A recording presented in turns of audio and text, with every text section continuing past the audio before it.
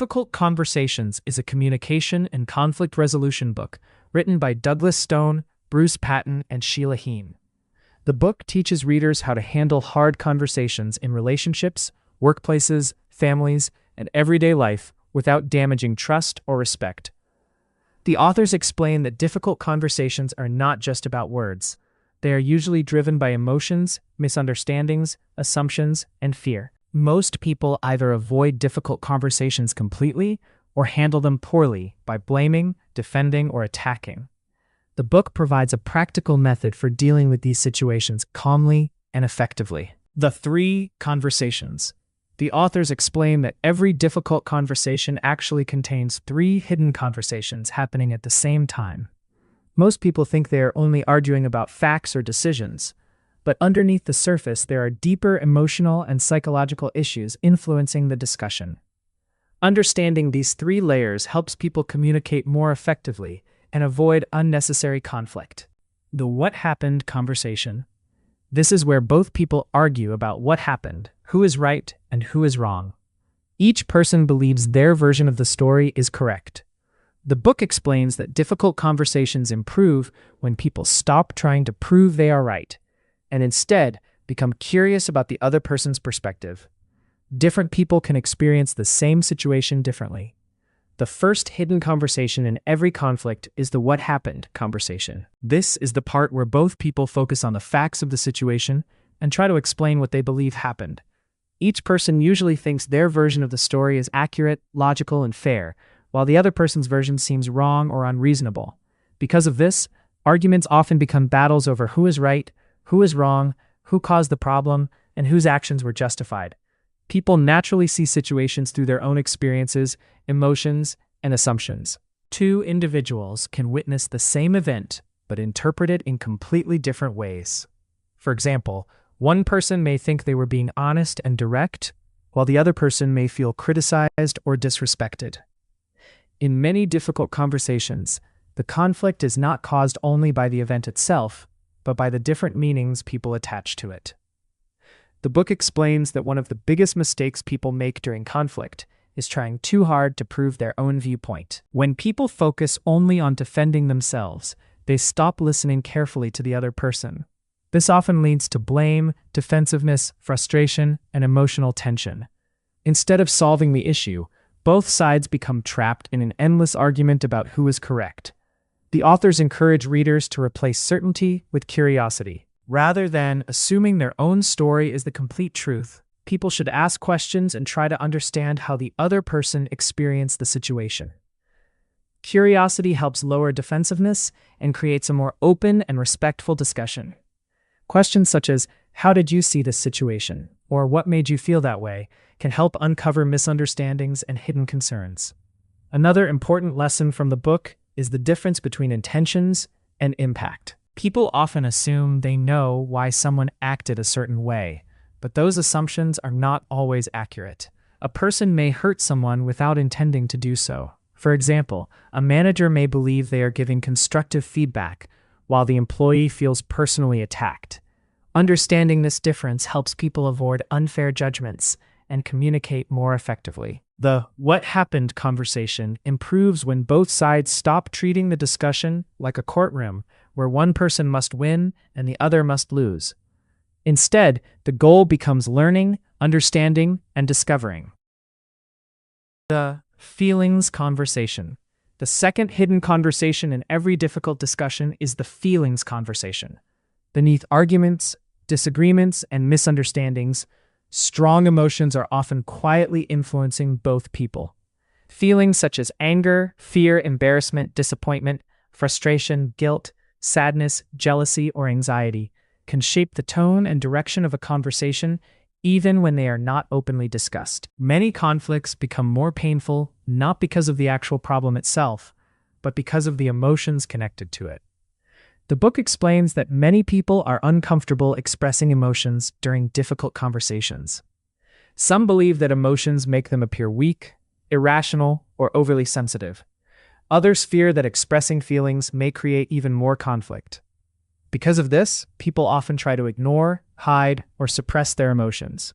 However, The authors explain that ignored feelings rarely disappear.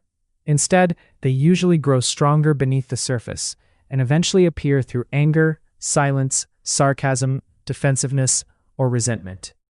For example, a person may claim they are only upset about a missed deadline at work, but underneath, they may actually feel unappreciated, disrespected, or ignored. In personal relationships, someone may appear angry during an argument, while the deeper emotion is actually hurt or fear of rejection.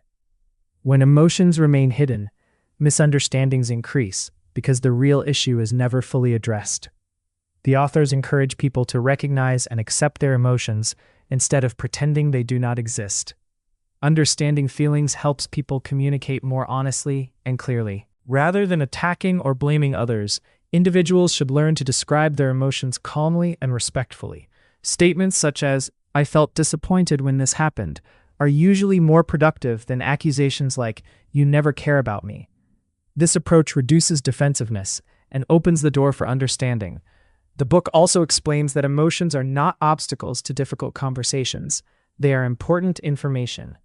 Feelings can reveal what people value, fear, or need. Ignoring emotions can make conversations shallow and unresolved, while acknowledging them can build trust and emotional connection.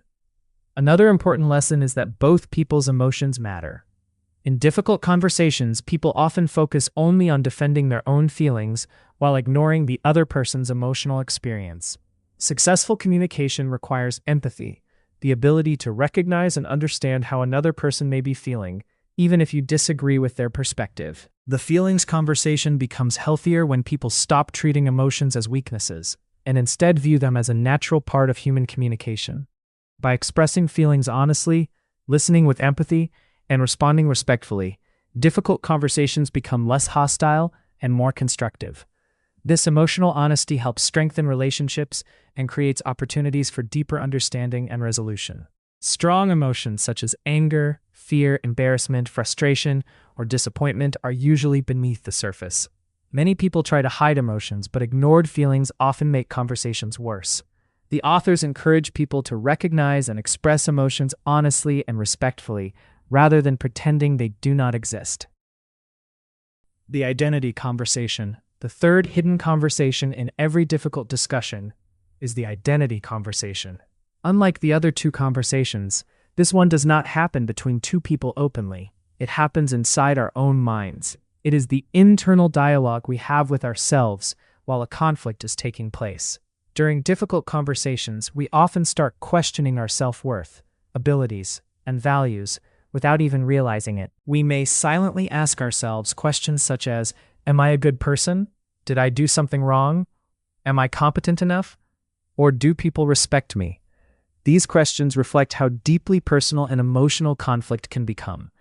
The book explains that one of the main reasons difficult conversations feel so intense is because they are not only about the external issue, but also about our identity. When someone disagrees with us, criticizes us, or misunderstands us, it can feel like a threat to how we see ourselves.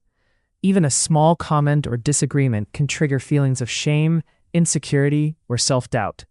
For example, feedback at work may not just feel like a comment on performance, but like a judgment about intelligence or capability. Similarly, a disagreement in a relationship may feel like a challenge to being a good partner or good friend. This internal reaction often leads people to become defensive, overly emotional, or withdrawn. Instead of listening calmly, they may try to protect their self-image by arguing, blaming others, or shutting down completely. The identity conversation can therefore escalate conflict, even when the original issue is small or manageable. People may not only be trying to solve a problem, they may also be trying to protect their sense of who they are. The authors emphasize that learning to manage the identity conversation is key to handling difficult discussions effectively. One important step is recognizing that feeling threatened does not necessarily mean you are actually being attacked. Many identity fears come from assumptions, not facts. By becoming aware of these internal reactions, people can pause and separate their self-worth from the immediate conflict. Another important idea is developing a more balanced and flexible identity. Instead of seeing yourself in rigid terms like, "I must always be right," or "I must never fail," The book encourages people to accept that everyone makes mistakes and has areas for growth. This mindset reduces emotional pressure and makes it easier to respond calmly to criticism or disagreement. The authors also suggest that people should avoid tying their entire identity to a single conversation or outcome. One disagreement does not define your value as a person. By maintaining this perspective, individuals can listen more openly, respond more thoughtfully, and avoid overreacting.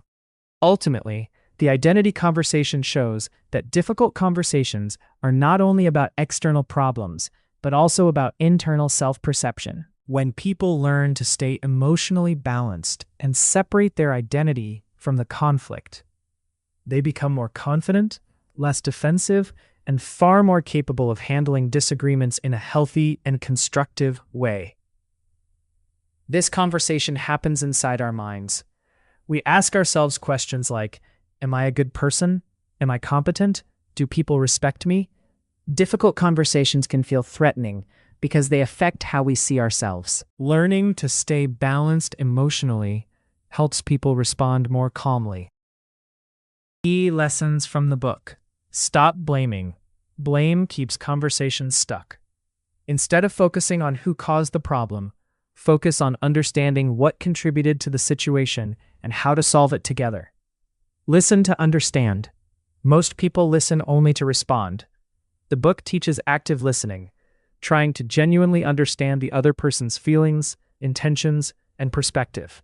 Separate intent from impact. People often assume bad intentions when someone hurts them. The authors explain that intentions and impact are different. Someone may hurt another person without meaning to. Express your feelings clearly. Avoid attacking or accusing language. Speak honestly about your emotions using calm and respectful words. Be curious. Curiosity reduces defensiveness. Asking thoughtful questions helps both sides understand each other better. Focus on learning, not winning. The goal of a difficult conversation should not be victory. The goal should be learning, understanding, and finding a better path forward. Why the book matters.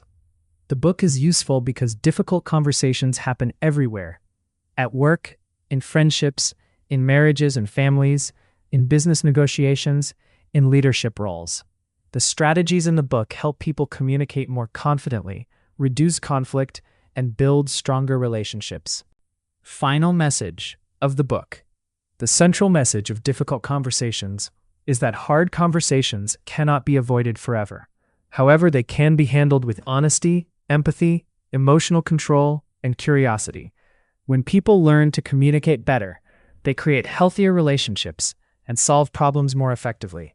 The book teaches that successful communication is not about defeating others. It is about understanding them while also expressing yourself clearly and respectfully.